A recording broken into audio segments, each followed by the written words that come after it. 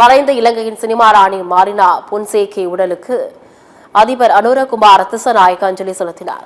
இலங்கையின் மூத்த நடிகையும் இலங்கை சினிமாவின் ராணி என்றும் அழைக்கப்படுவருமான மாரினி பொன்சேகா 1947 ஏப்ரல் 30 பிறந்தார்.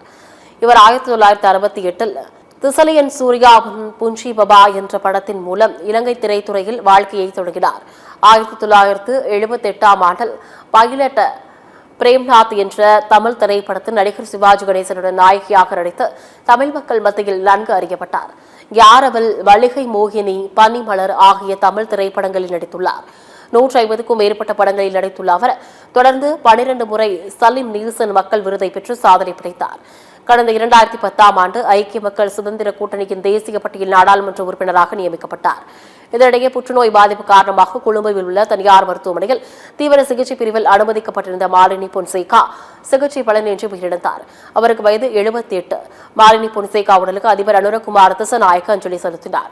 அரசு மரியாதையுடன் நாளை இறுதிச் சடங்கு நடைபெறவுள்ளது.